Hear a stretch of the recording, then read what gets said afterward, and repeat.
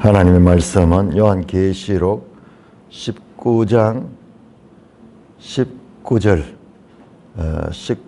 한 절만 읽겠습니다. 요한계시록 19장 19절. 또 내가 보매 그 짐승과 땅의 임금들과 그들의 군대들이 모여 그 말탄 자와 그의 군대와 더불어 전쟁을 일으켰다.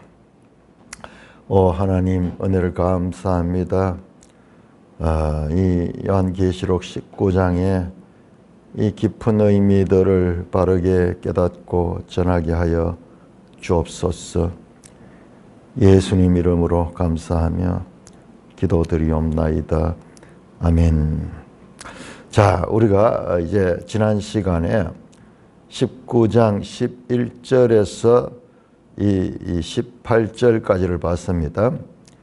자, 백마를 타고 하늘에서 그 이름이 충신과 진실을 하고, 그 다음에 만왕의 왕이요 만주의 주라는 이름이 서여진 옷을 입고 있는 그 거룩한 전사와 그를 따르는, 역시 동일한 백마를 타고 그를 따르는 하늘에 있는 군대들이 등장하는 장면을 봤습니다.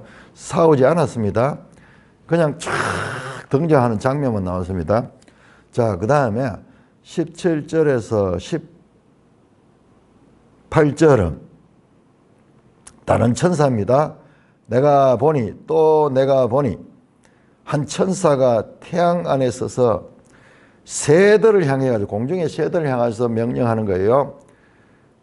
와서 이 왕들의 살과 장군들의 살과 이 전쟁에서 이미 끝이 났어. 전쟁이 끝나가지고 시체들이 널브러져 있는데, 그 시체들을 그 식인조 새들이 와서 그 시체들을 뜯어먹도록 하는 명령을 하는 내용입니다.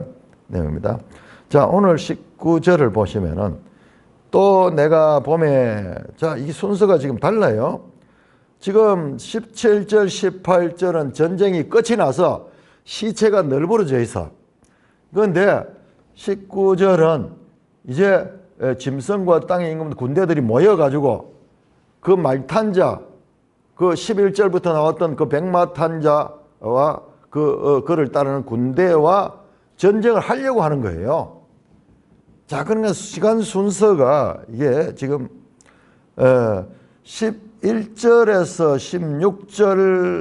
16절과 그 다음에 19절과 이어지는 내용은 연결이 될 수 있는데, 중간에 삽입되어 있는 17절, 18절은 지금 여기에서는 이 전쟁이 이제 준비되고 있고, 이제 마침 이 19절에서는 서로 이제 격전지에서 마주보고 이제 일전에 대결을 펼칠 준비가 있는데, 근데 그 중간에는 17절, 18절은 함이 끝이 나서 다 시체가 널브러져 있고, 그 시체들을 새들이 이제 쪼아먹는 그런 내용이 나오는 거예요.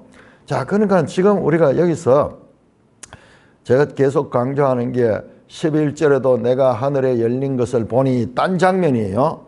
딴 장면. 그 다음에 17절에도 또 내가 보니, 다른 장면이에요. 다른 장면.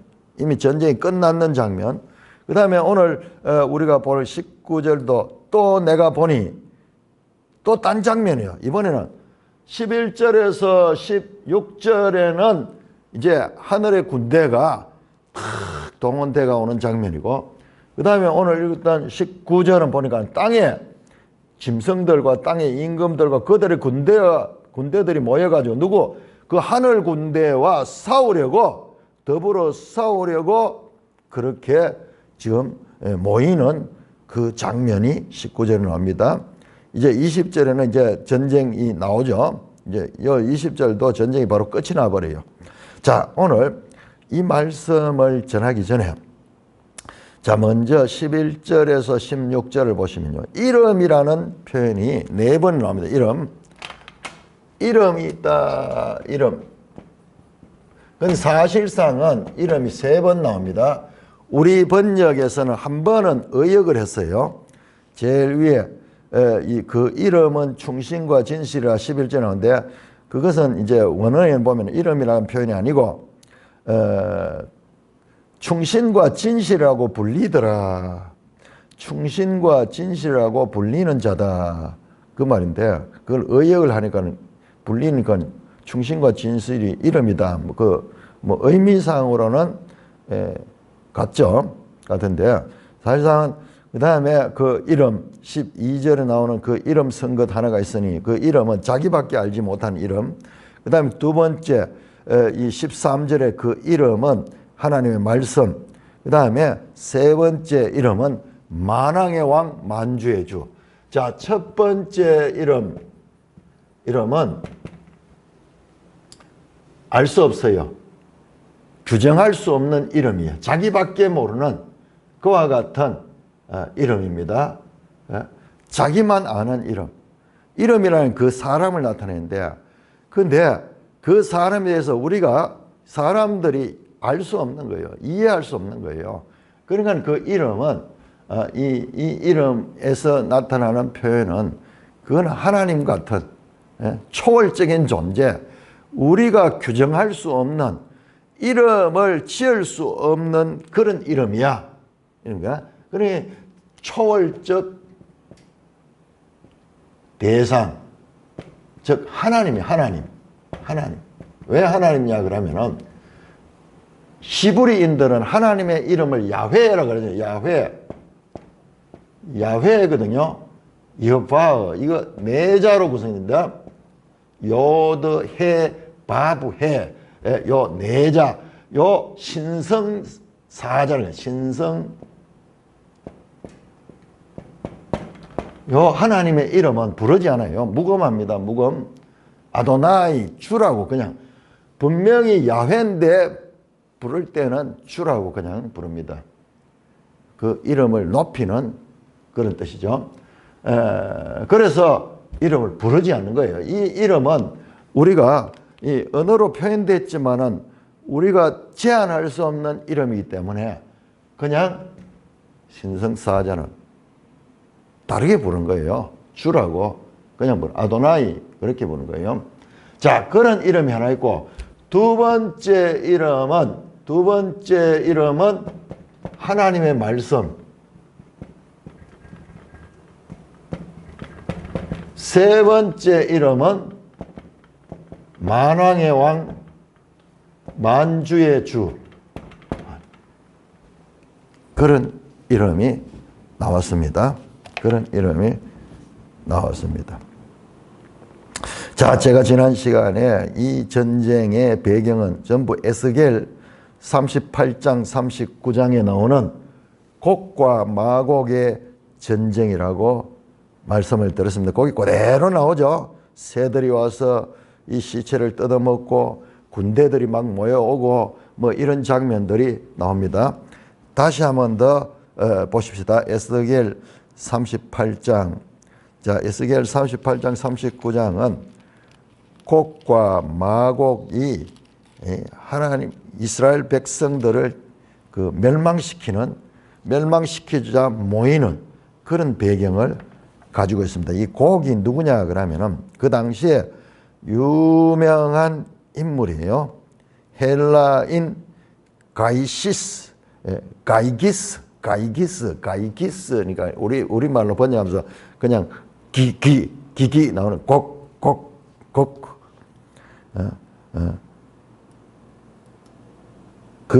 이 곡, 아주 유명한 당대 최고의 그 영웅적 인물이 곡입니다. 곡이 이 38장 2절에 보면 마곡 땅에 있는 살고 있어요. 그러니까 마곡 땅에 그 다음에 로스와 메섹과 두발 왕 곡이야. 그런 곡의 나라가 지금 여기만 보도 4개가 나와요. 4개가 나오는데, 그래서 혹자는 이 부분을 갖다가 로스가 러시아를 가리킨다. 그 다음에 메섹을 모스크바를 가리킨다. 두발을 두발스크라는 그 러시아에 있는 땅을 가리킨다. 그렇게 이야기를 하는데 이 지역은 그 지역은 아니에요. 그 지금 아르메니아 쪽의 그런 지역입니다.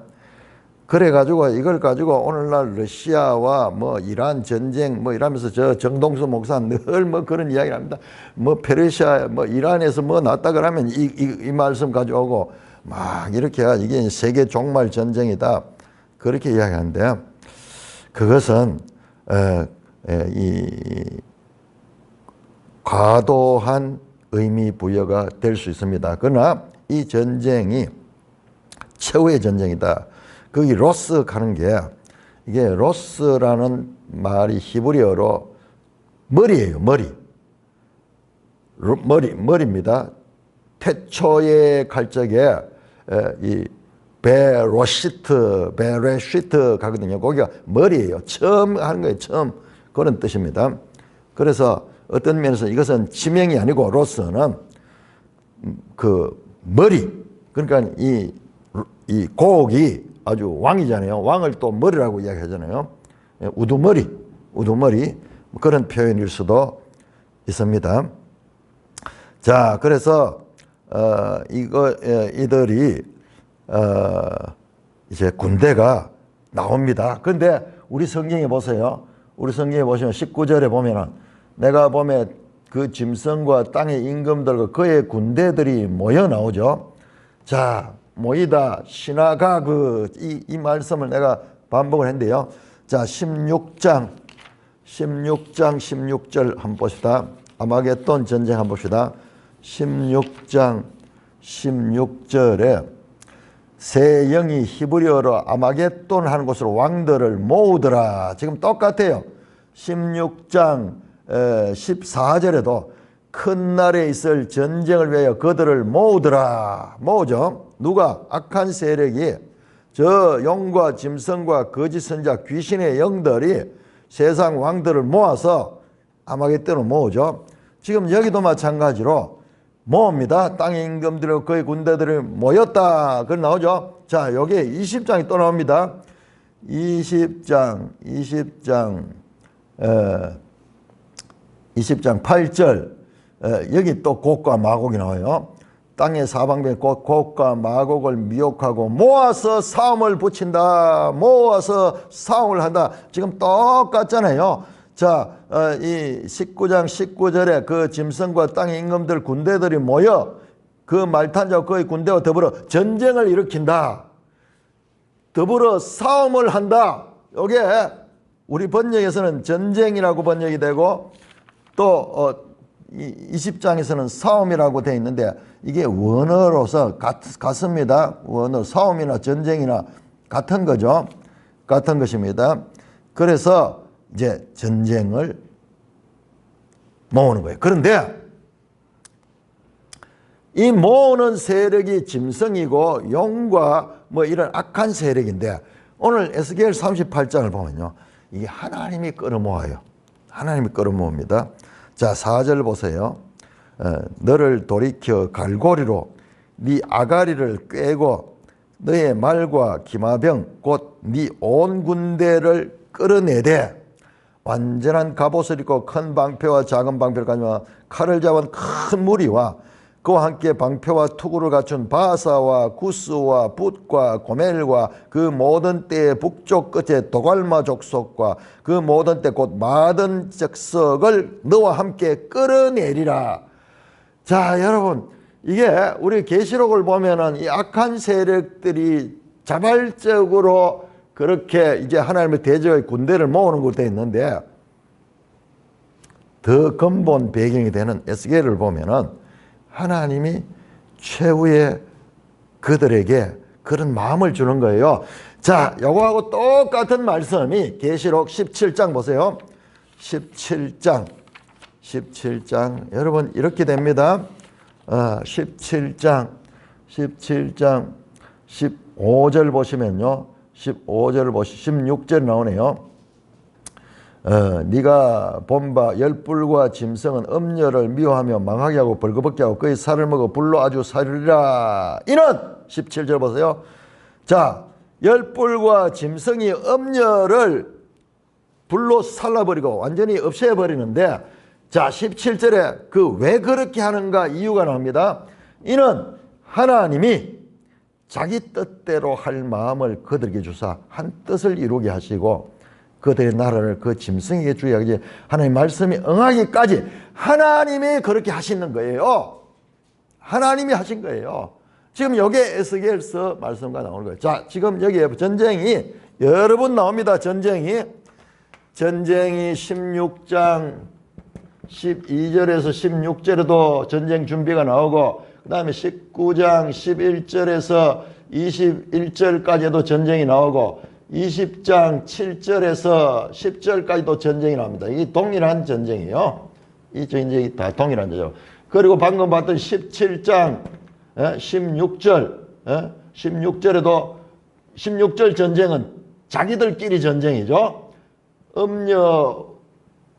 음녀와 짐승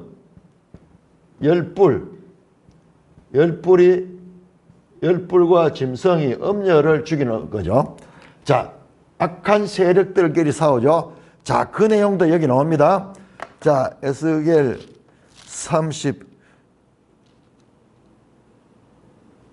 39장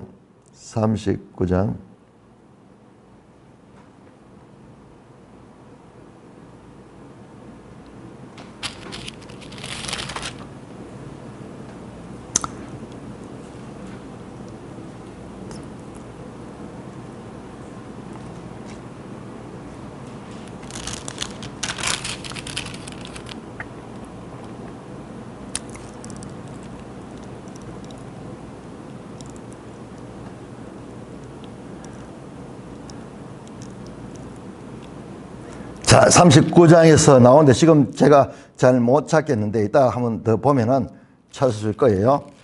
자, 자기들끼리 싸우는 내용이 나옵니다. 자중질환에. 자, 이거 제가 설명할 때 아주 중요하게 달았죠. 자, 그러니까 보세요. 전쟁이 지금 반복적으로 여러 번의 이 전쟁이 나오게 되는 것입니다. 전쟁이 여러 번 이 반복해서 나타나게 됩니다.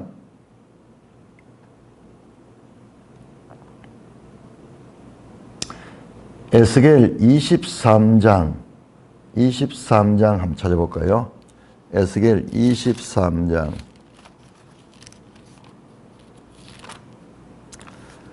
25절 23장 25절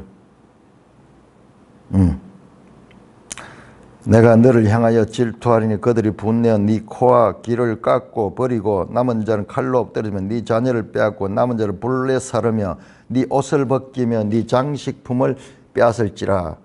이와 같이 내가 네 음란과 애굽 땅에서 행함하는 것. 이건 이스라엘의 그 음행을 하나님께서 심판하는 것을 가리키는데, 자간 이 음녀의 세력이 자중질환에 의해서 망하게 된다는 것을 제가 말씀드리자, 에스겔 38장 21절 38장 21절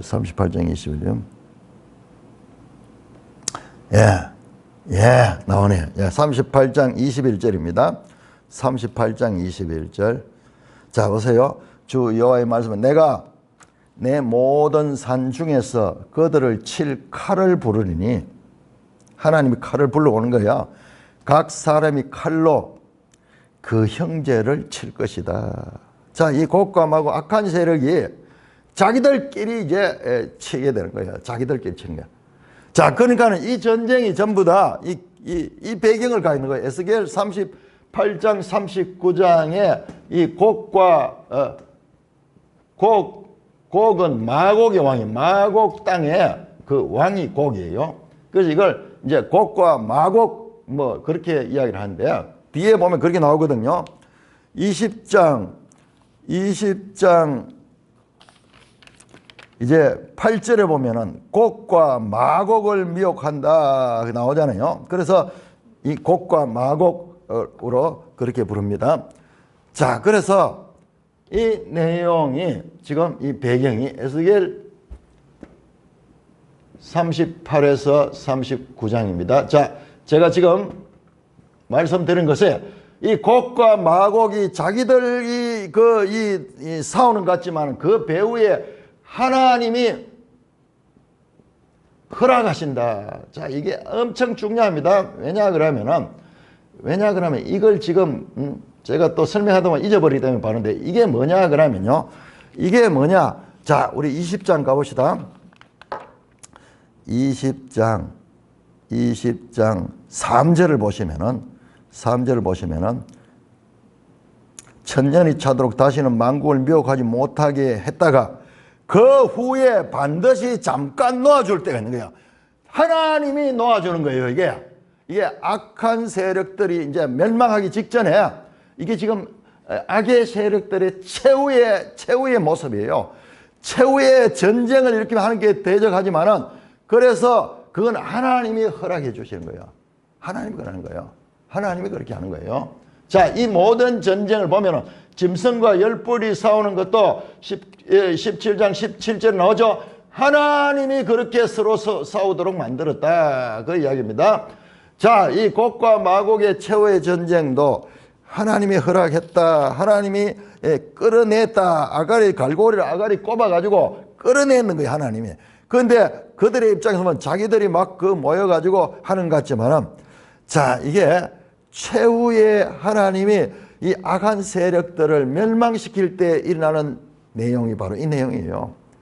모여가지고 온 세력들이 다 모여가지고 하나님을 대적하는 그와 같은 전쟁을 준비하는데 사실상은 그것이 하나님께서 허락해 줬어. 예? 이것이 그들의 마지막 발악이 되는 거예요. 마지막 발악이 되는 거. 자, 끌어냈다. 하나님이 끌어냈다. 이 4절, 6절 나오죠. 자, 이 에스겔 배경을 잘 알아야 됩니다. 자, 그들이요. 그런데 여기 나옵니다.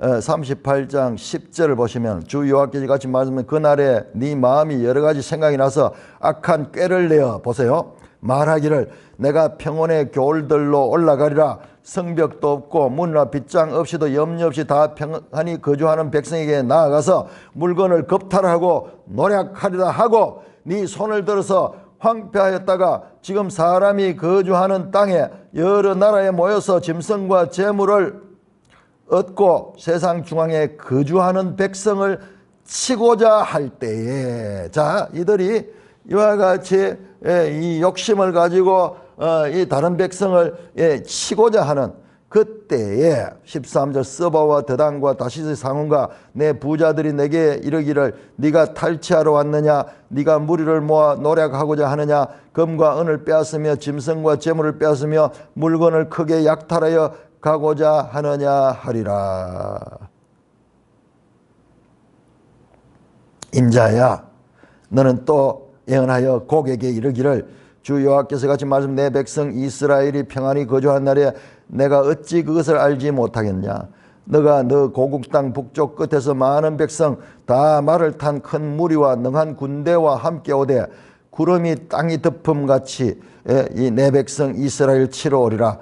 고가 끝날에 내가 너를 이끌어다가 내 땅을 치게 하는 거예요. 끝날에 하나님께서 그 백성을 치게 하는 거예요. 자, 이는 내가 너로 말미암아 이방 사람의 눈앞에서 내 거룩함을 나타내어 그들이 다 나를 알게 하려면 여러분 이게 지금 무슨 말이냐 그러면요. 이게 이제 제대로 해야지 이 계시록이 해석이 되는 거예요. 자, 그들이 그 하나님의 백성들을 전멸시키려고 모이도록 하는 그 마음을 하나님께서 주시고 실제로 그들이 온 세상의 군대를 가지고 그 이스라엘 백성을 치르고 오는 거예요. 16절 나오죠. 그때가 고가 끝날에 내가 너를 이끌어다가 내 땅을 치라. 자, 하나님의 백성의 땅을 치게 하도록 이끌어내신 분이 하나님이요. 자, 여러분 20장 보세요. 20장 8절 땅의 사방 백성 곡과 마곡을 미혹하여 모아 싸움을 붙이니 그 수가 바다 모래 같대. 그들이 지면에 널려 성도들의 진과 사랑하는 성을 두르며 하늘에서 불이 내와 그를 태워버린 거예요. 자, 보세요. 끝날에 그래서 그 군대들이 쫙 하나님의 백성들을 치려고 이럴 적에 하나님이 이방 사람들을 보는 앞에서 내가 너로 말미암아 이방 사람의 눈앞에서 내 거룩함을 나타내어 그들이 다 나를 온 세상이 이 같은 하나님의 능력과 역사심을 숨죽여 보고 있을 거 아니에요. 세계 큰 전쟁이 나서 모든 악한 세력들이 다 모여가지고 그렇게 하나님의 거룩한 군대를 치려고 올 때 그래서 모든 사람들의 관심이 이제 끝났구나 할 때 그때 하나님 나타나서 그들을 치버리는 거예요. 그 결과 온 세상이 하나님을 알게 되는 거야. 이야, 하나님이 살아계시는구나. 하나님이 능력이 있구나. 이 전쟁이 결과적으로 하나님의 영광을 나타내는 전쟁이고 이것이 최후의 전쟁이에요. 최후 전쟁은 오늘날 세상에서 무슨 아마겟돈 전쟁이니 무슨 전쟁이니 그러면서 막 이 성경을 인용해가지고 그렇게 불안을 조사하는데 그 전쟁은 악이 발악하지만은 결과적으로 하나님이 임하시는 하나님의 승리가 약속된 전쟁이에요. 그들이 자중진환에 빠지게 되고 그들이 하나님의 능력에 의해서 일시간에 멸망당하게 되는 그와 같은 전쟁입니다. 자, 제가 여기서 왜 지금 이 말씀을 다시 하느냐 그러면은 자, 이름 나왔죠? 이름. 자, 이 이름. 자, 마지막에 등장하는 백마탄 자, 즉 예수님입니다. 재림 예수. 재림 예수가 등장할 때 11절에서 19장 11절에서 16절에 보니까는 그 이름이 분명히 나왔다. 이름이 딱 서여 있는 거예요. 마치 만화에서 딱 이럴 때 이거는 누구 이름 써놨듯이 다 뭐 이름을 딱 써놨는 거예요. 왜? 그가 누군가 마지막 전쟁에 와서 이 악의 세력들을 진멸하는 그가 누군가 그가 바로 이 예수 그리스도다. 그 이름을 드러내는 거예요. 그 이름을 드러내는 이 전쟁은 하나님의 이름을 드러내기 위한 전쟁입니다. 자, 우리가 한번 볼까요? 에스겔 38장 23절 38장 23절 이같이 내가 여러 나라의 눈에 내 위대함과 내 거룩함을 나타내어 나를 알게 하리니 내가 여호와인 줄 그들이 알리라. 하나님의 이름이 나타나는 전쟁입니다. 39장 6절 내가 또 불을 마곡과 및 섬에 평안히 거주하는 자들에게 내리니 내가 여호와인 줄 그들이 알라. 온 세상이 하나님이 살아계시고 하나님이 일하신다는 걸 알게 됩니다. 39장 7절 내가 내 거룩한 이름을 내 백성 이스라엘 가운데 알게 하여 다시는 내 거룩한 이름을 더럽히지 아니하게 하리니 내가 여호와 곧 이스라엘의 거룩한 자인 줄 민족들의 온 세상이 다 아는 그 일을 위하여 그 이름을 드러내기 위해서 이 전쟁이 있는 거예요. 결과적으로 이 전쟁은 곡과 마곡의 전쟁은 하나님의 이름이 온 세상에 들어가는 그와 같은 하나님이 행하시는 전쟁입니다. 39장 28절 25절 주 여호와께서 같이 말씀하시느라 이제 내가 내 거룩한 이름을 위하여 열심을 내어 야곱의 사로잡힌 자를 돌아오게 하며 이스라엘 온 족속에게 사랑을 베풀지다. 하나님께서 그 백성들을 돌아오게 하고 그 백성들을 구원하는 것입니다. 28절 전에는 내가 그들을 사로잡혀 여러 나라에 이르게 하였거니와 후에는 내가 그들을 모아 고국 땅에 돌아오게 하고 그 한 사람도 이방에 남기지 않으냐. 이는 그들이 내가 여호와인 자기들의 하나님인 줄 알리라. 자기 백성들과 온 열방들 앞에 하나님의 이름을 드러내는 전쟁이 이 최후의 전쟁입니다. 최후의 전쟁입니다. 자, 이런 배경을 가지고 자 다시 말씀드립니다. 11절에서 16절 자 전쟁을 위해서 하늘 군대가 등장하는 장면. 그런데 17절에서 18절은 이미 이 땅의 군대가 다 죽었어. 시체를 새들이 뜯어먹는 전쟁. 그러니까 제가 이야기하잖아요. 이게 시간 순서가 아니에요. 시간 순서가 아니고 한 장면 또 한 장면 나오잖아요. 내가 보니 그러면서 딱 나오냐. 또 지금 오늘 우리가 보면 또 내가 보면 딴 장면 이 장면은 이걸 오히려 시간적으로는 17절과 18절보다 앞선 이들이 살아있을 적에 짐승과 땅의 임금들과 그의 군대들이 모여 그 말탄 자와 그의 군대와 더불어 전쟁을. 그 말탄자는 누굽니까? 바로 앞에 나오는 19장 11절에 백마와 그것을 탄 자. 그 재림 예수입니다. 재림 예수. 더불어 전쟁을 일으키는 거죠. 이 짐승과. 자, 그러다가 여러분, 전쟁은 싸움이 안 됩니다. 이 전쟁은 싸움이 안 돼요. 비교가 안 됩니다. 자, 결과 짐승이 잡히고 20절, 21절 교독합니다. 자, 요한계시록 19장 20절 시작. 짐승이 잡히고 그 앞에 표적을 행하던 거짓 선지자도 함께 잡혔으니 이는 짐승의 표를 받고 그의 우상에 경배한 자들을 표적으로 미혹하는 자라.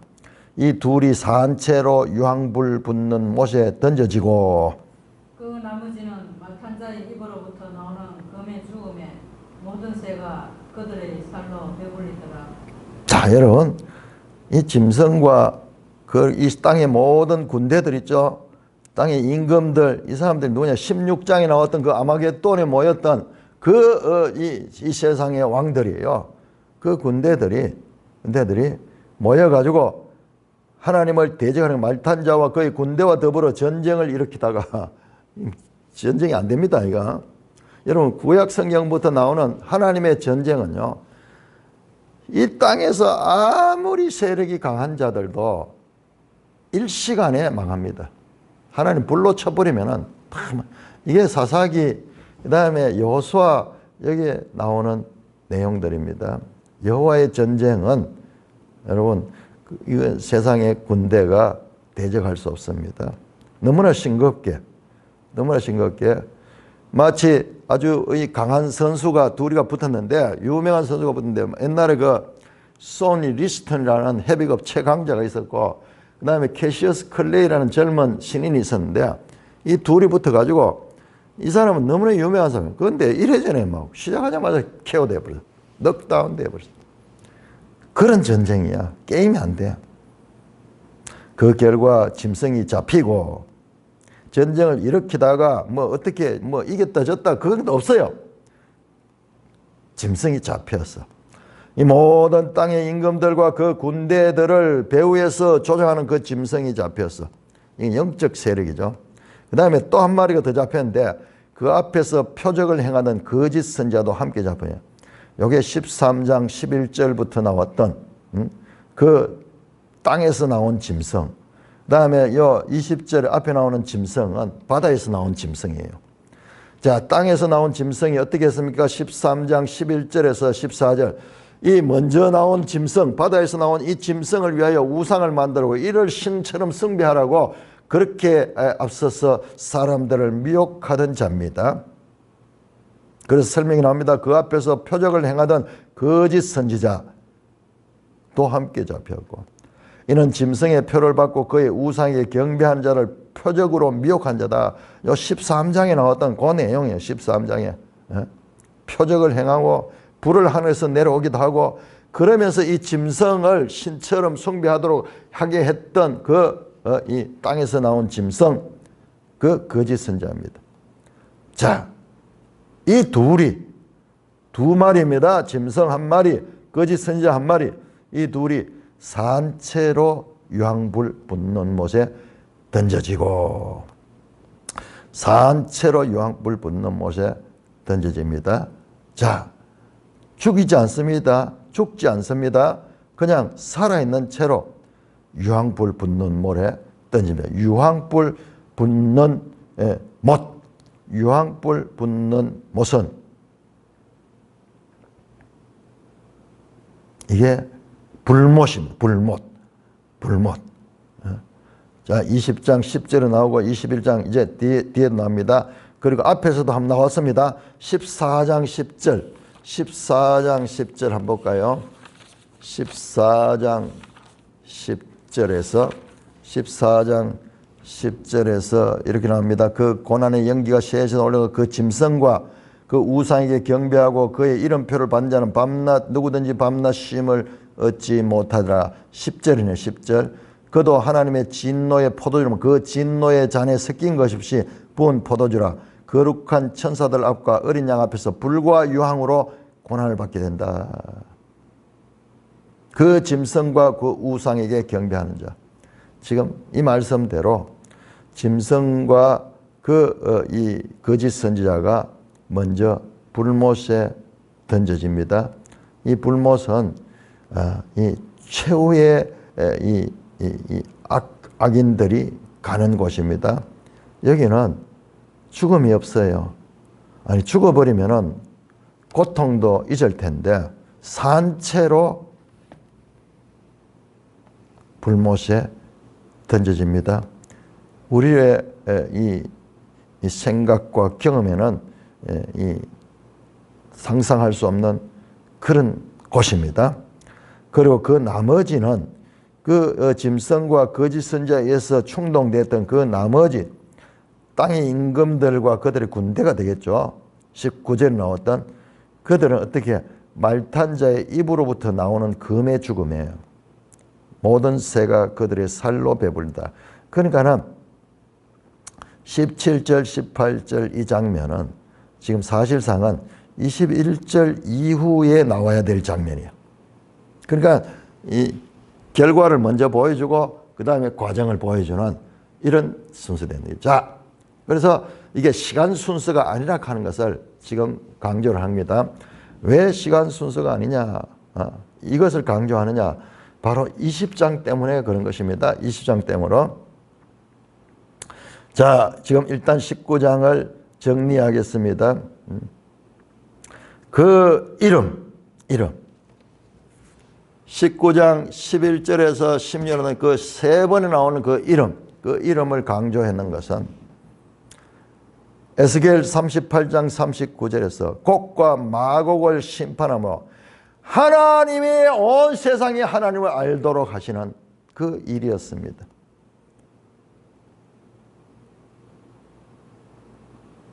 짐승과 이 거짓 선지자가 불못에 던져지고 그 수많은 군대들이 다 몰살당하는 것도 온 세상에 그리스도의 이름을 알리시는 수단입니다. 16장 14절에서 나왔던 모다, 시나가곤, 그 다음에 이 20장 8절에 이 모다, 그리고 19장 19절에 모다가 동일한 언어의 중봉이와 이 전쟁은 같은 전쟁이다. 반복구조 전쟁이 같은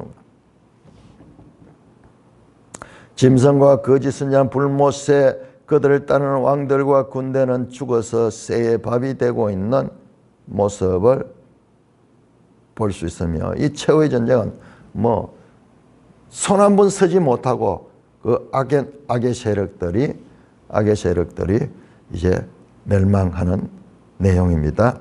자, 20장 넘어갑니다. 20장 넘어갑니다. 자, 20장 1절 보겠습니다. 20장 1절. 또 내가 보매 20장 1절입니다. 자, 20장 1절은 지금 19장과 다른 장면입니다. 또 내가 보매 다른 장면입니다. 많은 사람들 내가 왜 여기에서 지금 시간의 연속성이 아니라는 것을 강조하냐 그러면은 많은 사람은 19장에 최후 전쟁 이어서 20장에 뭐가 나와? 1절에서 6절에 천년왕국이 나오거든요. 천년왕국. 그러니까 최후전쟁 앞에 예수님 재림이죠. 재림과 최후전쟁이 동시에 일어나죠. 자, 그러니까는 최후전쟁이 19장에서 끝이 났고 그 다음에 20장에서는 천년왕국이니까 당연스럽게 예수님이 재림 후에 천년왕국이 온다. 이렇게 이해를 하는 거예요. 이걸 갖다가 전천년설이라고. 전천년설, 천년왕국설입니다. 언제? 예수님이 재림한 이 이후의 천년왕국. 그러니까 천년왕국 전에 예수님이 재림이 있다는 이야기야. 재림이. 이게 전천년설입니다. 여기에 두 가지 전천년설인데, 세대주의 또는 역사적 전천년설, 이 두 개가 있는데, 이게 지금까지 계시로 해석하는데 이들의 가르침이 출을 이뤘습니다. 왜? 자, 예수님 재림했잖아요. 그래서 최후 전쟁하고 악의 세력 다 멸했잖아요. 그 다음에 천년왕국이 20장. 그런데 제가 앞에서 강조했던 게 이게 시간 순서가 아니라는 걸 강조했잖아요. 여기서도 보면은 19장 17절에서 이 18절에는 이미 시체들이 다 죽어, 전쟁이 끝이 나고 다 죽은 시체를 새들이 뜯어먹는 이야기 나오고, 그 다음에 그 이후에 나오는 이 19절에서 21절에 그 나머지가 전부 새들이 거의 살로 배불리더라 나오잖아요. 여기를 하면 죽어 있고 장면이 나오죠. 이게 시간 순서가 아니라는 것을 제가 강조를 하는 이유는 이 20장도 19장에 이어서 나오는 시간적인 연속성이 아니고 20장 1절에 나왔듯이 또 내가 봄에 다른 장면, 완전히 다른 장면이에요. 이거하고는 완전히 다른 장면입니다. 그러니까 시간적 연속성으로 보면 지금 이 내용 20장 1절에서 6절 이 내용이 이 예수님의 재림과 연결된 사건으로 보게 될 것이고, 그러나 이거는 또 다른 장면으로 보게 될 적에 이 해석이 완전히 달라지는 거예요. 자, 그래서 이 20장 1절에 또 내가 봄에 갈 때 여기 이 히브리어로 헬라어로 또 하는 게 이게 카이라는 거예요. 이 카이 또는 그리고 이렇게 번역되는 접속사예요. 접속사. 자, 그래서 이것이 앞에 나오는 19장의 연속이냐 아니면은 이것은 또 다른 장면이냐, 요렇게 입장을 보는 데 따라서 이 지금까지 왔던 이 전천년설과 그 다음에 새로 오늘 우리 매일 성경에도 이야기하는 소위 무천년설이라는 무천년설, 적인 해석과 이 완전히 갈라지는 부분입니다. 자, 제가 봤을 적에는 이 무천년설이라는 것은 조금 이름이 좀 그런데 이게 시작된 천년왕국,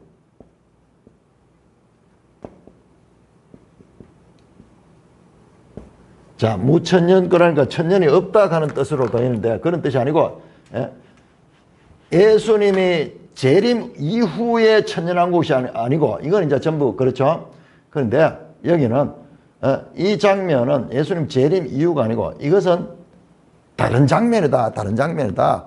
그러니까는 재림 이전에 일어나는 사건이라고 해석하는 관점입니다. 그러면 언제?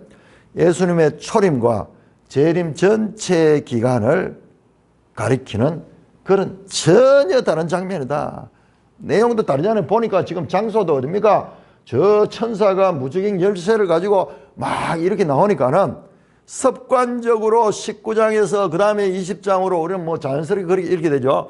그런데 계시록은 지금 그런 내용이 아니잖아요. 그냥 역사를 시간적 순서대로 기록한 것이 아니고 지금 하늘의 이 장면들을 여기저기를 보여주거든요. 자, 그래서 한 천사가 또 내가 봄에 천사가 무지개의 열쇠와 큰 쇠사슬을 그의 손에 가지고 하늘로부터 내려오는 장면이에요. 완전히 딴 장면입니다.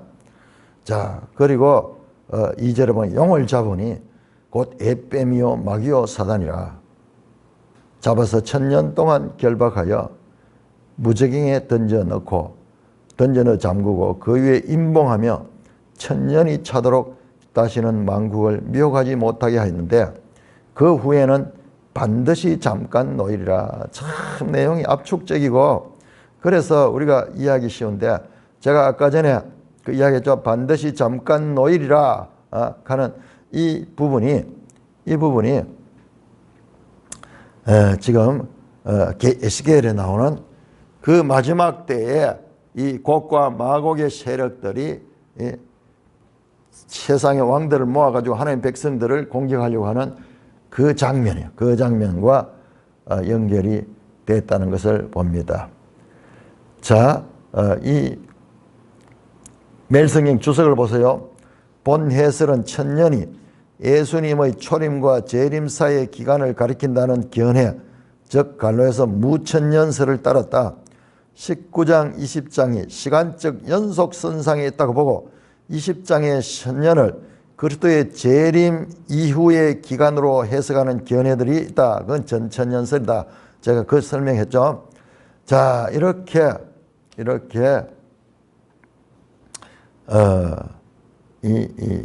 지금 19장과 20장의 연속적으로 보느냐 분리해서 보느냐 해석이 완전히 달라집니다. 그래서 이 매일성경도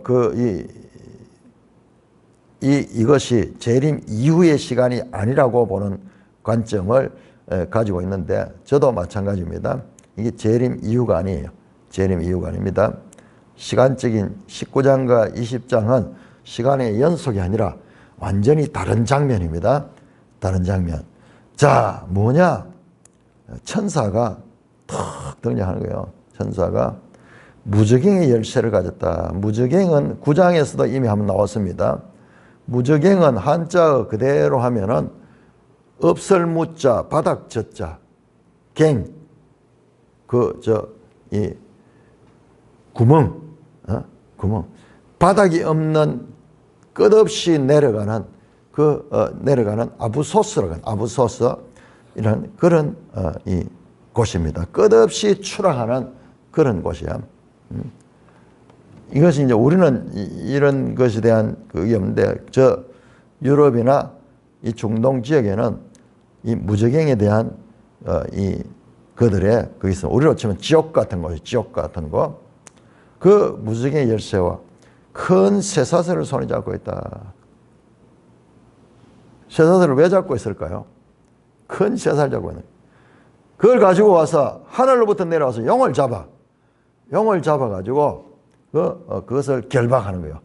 큰 쇠사슬로 풀지 못하는 그런 큰 쇠사슬로 결박해가지고 그 용을 잡는데 그 용이 누구냐? 옛 뱀이고 마귀고 사탄이라. 자, 그걸 잡아가지고 1000년 동안 결박했다. 열쇠와 큰 쇠사슬을 가지고 천사가 왔죠. 큰 쇠사슬로는 용을 이제 묶어서 결박했고 그 다음에 3절에 보면 무저갱에 던져 넣어 잠갔어. 열쇠를 가지고 무저갱을 탁 열어가지고 무저갱을 문을 열어가지고 그 안에다가 이 사단을 넣고 문을 잠가서 못 나옵니다. 몸도 꼭꼭 묶여 있죠. 그 다음에 헤어나올 수 없는 그 무저갱 속에 갇혔습니다. 자, 그래서 1000년이 차도록 다시는 만국을 미혹하지 못하게 했다. 자, 그런데 여기서 결박하고 무저갱에 던져 넣는 이유가 뭐냐 그러면은 이유가 다시는 만국을 미혹하지 못하겠다. 그러면 그전에는 어떻게 했습니까? 그전에는 만국을 미혹했는 거예요. 만국을 미혹할 수 있는데 이제 그와 같은 일을 할 수 없도록 된 것입니다. 그 후에는 반드시 잠깐 놓이리라. 자, 요 짧은 내용이 엄청 중요한 의미를 가지고 있고 이것을 깊이 해석을 해야 됩니다. 자, 오늘 3절까지만 한번 보겠는데요. 자, 에뱀이요 마귀요 사탄이다. 자, 요것은 12장 9절에 나왔던 표현입니다. 이 용이 뱀이고 마귀고 사탄이다. 12장 9절에 미가엘과 그의 천사들과 사탄과 그의 이 군대들이 전쟁하잖아요. 그때 이 용이 그 전쟁에서 패해서 쫓겨나잖아요. 지금 12장, 자, 우리 다시 12장 한번 가볼까요?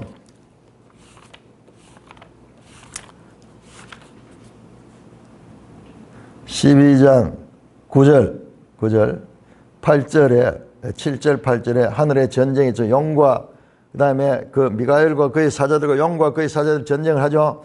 그런데 용과 그 군대가 패배해서 이기지 못해서 하늘에 있을 곳을 얻지 못하고 쫓겨납니다. 자, 요게 그러면서 용에 대한 설명이 나오죠. 엣뱀 곧 마귀라고 사탄의 온천을 깨는 그가 땅으로 내쫓겼다. 그의 사자들도 그와 함께 내쫓겼다. 하늘에서 쫓겨난 거예요. 지금 하늘에서 쫓겨난 장면이나 지금 이 용이 결박당하는 장면이나 이 두 개가 같은 내용입니다. 뭔가 이 사탄이 이전처럼 마음껏 자기 힘을 나타낼 수 있는 그런 능력을 통제받게 됐다는 거예요. 죽었는 거 아니에요. 죽은 거 아닙니다. 뒤에 보면은 땅으로 내려가가지고 그 다음에 땅에 있는 자들을 공격합니다. 자,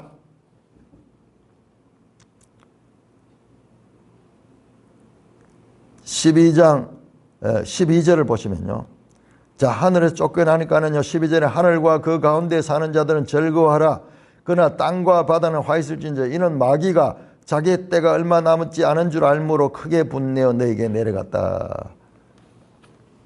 여러분, 하늘과 그 가운데 거하는 자들, 하늘 천사들만 가리킨 게 아니고 하나님의 백성들은 이 마귀로부터 싸워서 이기는 거예요.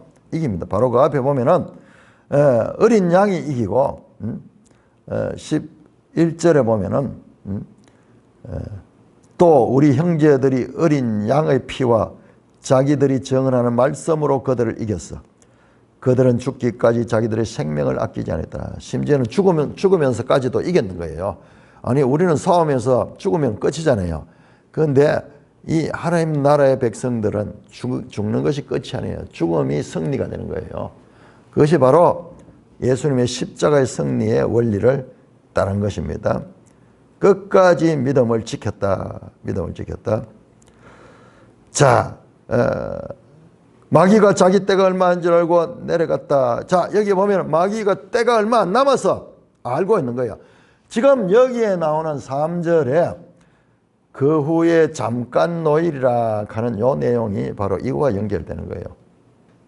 마귀가 지금 맹렬하게 활동할 수 있는 요 때가 잠깐 노일 요 때예요. 그 이전까지는 지금 이 무저갱에 갇혀 있고 그 다음에 큰 쇠사슬로 결박되어 있는 거예요. 자, 그런데 이것은요, 하나의 상징적인 그림입니다. 하나님께서 우리에게 이 영적 세계에서 일어나는 이 일들을 설명하기 위해서 하나의 그림으로 보여주는 거예요. 안 그러면 우리가 이해하지 못하는 거예요. 여러분, 큰 쇠사슬을 가지고 어떻게 영적 존재인 마귀를 묶을 수 있겠어요? 그건 말이 안 되죠. 그러니까 이게 뭐예요?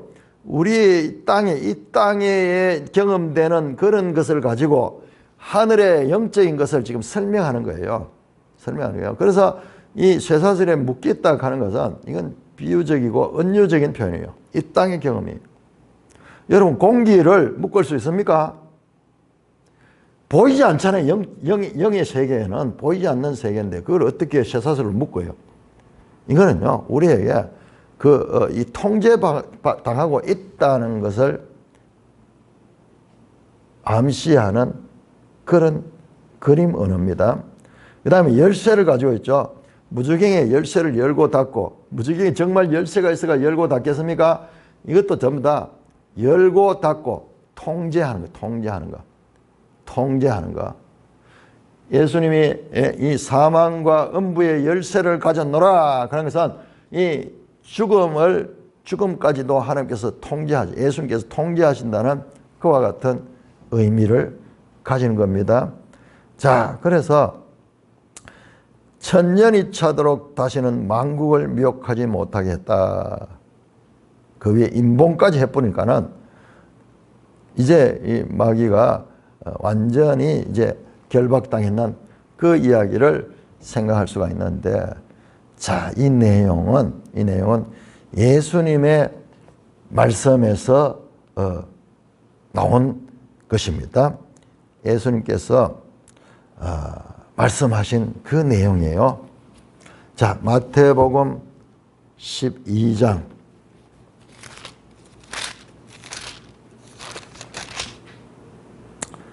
마태복음 12장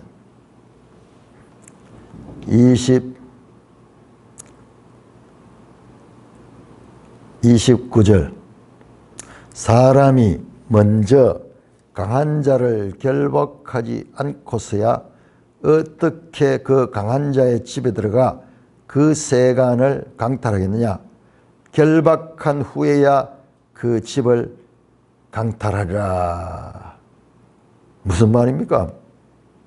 그 앞에 내용 보면은 막 사탄을 쫓아내는 그 이야기, 귀신들을 쫓아내는 그 이야기입니다. 여러분, 하늘에 이 사탄과 그의 군대가 땅에 내려왔죠. 그의 군대들이 귀신들. 그 사람들이 예수님 보고 예수님이 귀신의 능력을 힘입어 가지고 저 귀신을 쫓아낸다.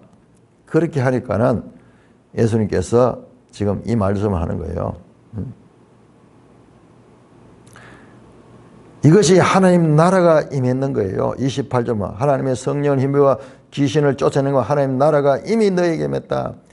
자, 예수님께서 귀신을 쫓아내는 것은 하나님 나라가 임했는 거예요. 왜? 그러면은 하나님 나라가 임하니까는 귀신이, 그 마귀의 세력들이 거기서 쫓겨나고 있는 거예요. 패배하고 있는 거예요.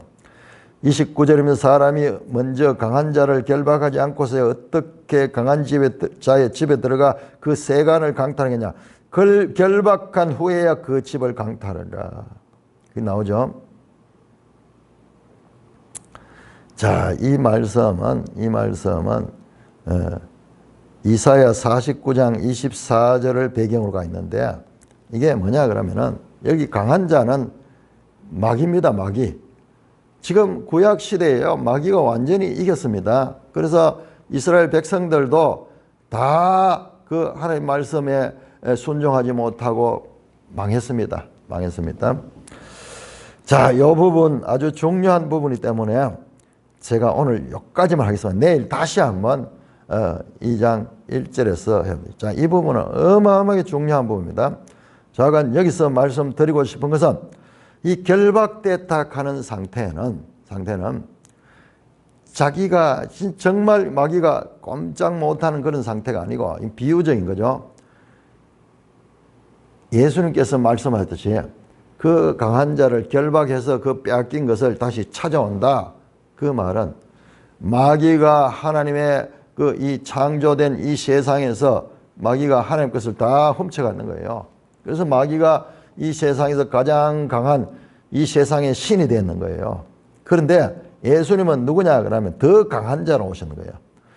강한 자보다 더 강한 자로 와서, 그래서 이 강한 이 마귀의 세력을 통제하는 거예요. 자, 그것이 뭡니까? 마태복음 4장에 보면은 예수님 공생애를 처음 시작하는데 광야에서 마귀의 시험을 받습니다. 근데 그 마귀의 시험에서 어떻게 합니까? 예수님이 이기잖아요. 자, 그때 마귀가 없어진 거 아니에요. 마귀가 일시적으로 후퇴하지만 계속적으로 예수님 가는 곳에서 귀신들의 영역들이 파괴됩니다. 귀신이 쫓아져 나가고 병든 자도 낫게 되고, 그리고 이 사탄 그 능력을 제자들에게 주니까는 제자들이 가서 귀신을 쫓아내고 이러니까는 그때 예수는 사탄이 하늘에서 번개같이 떨어지는 걸 봤다. 사탄이 없어진 건 아니야. 이건 비유적인 표현이고, 이것이 예수님이 가는 곳에 또 그의 제자들이 가는 곳에 귀신들의 세력들이 쫓겨나기 시작하고 무너지기 시작하는 거예요.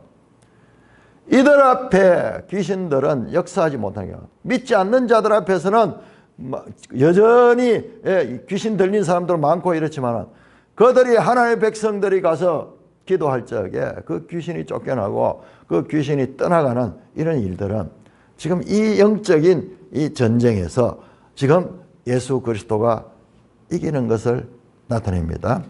자, 그래서 귀신이 전혀 활동하지 않는다는 의미로 이게 보이기 쉬운데 이게 비유잖아요. 그런데 그게 아니고 귀신의 세력들이 하나님의 백성들, 먼저 예수 그리스도께서 그 세력들을 다 물리쳤었고, 결정적인 것은 십자가의 죽으심과 부활을 통해서 골로새서 2장 15절 십자가로 그들을 이겼다 그럽니다. 악한 세력을 이겼습니다.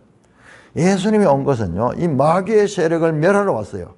그런데 최초로 마귀의 세력이 예수님이 초림부터 시작해서 이제 이 패하기 시작했다가 예수님의 재림의 때 완전히 이제 불못에 들어갑니다. 그게 20장 10절이에요. 그래 20장 여기 1절에서 10절까지 이 내용은 얼마나 함축적이고 압축적인 내용인지, 이거는 이 본문은요, 이 본문은 그냥 다룰 수 있는 게 아니에요. 자, 그래서 내일 더 자세하게 다루도록 하겠습니다. 찬송가 96장입니다.